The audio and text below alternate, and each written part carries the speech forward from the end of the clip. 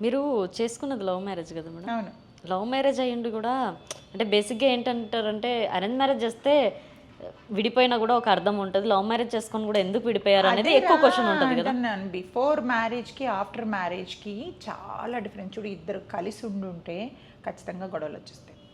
రోజు చూసుకుంటుంటే ఇప్పుడు మా సిస్టర్ కూడా మ్యారేజ్ చేసుకుంది. ఇంట్లోంచి వెళ్ళిపోయి ఆ అబ్బాయితో పెళ్లి చేసుకుంది. వద్దు, వద్దు, వద్దు అన్నాం. ఈవెన్ ఇప్పుడు ఎలా అంటే అడ్జస్ట్మెంట్ లైఫ్ అయిపోయింది ఇద్దరిది. అదేమంటది అంత ప్రేమగా పెళ్లి చేసుకున్న అమ్మాయి వాడు తీసుకొచ్చి ఇంట్లో డబ్బులు ఇస్తున్నాడు, వాడు నన్ను పోషిస్తున్నాడు, నేను వాడికి పని చేస్తున్నాను. ఏమైపోయింది ఆ ప్రేమ ఫస్ట్‌దంతా? ఎక్కడికి వెళ్ళిపోయింది ఆ ప్రేమ?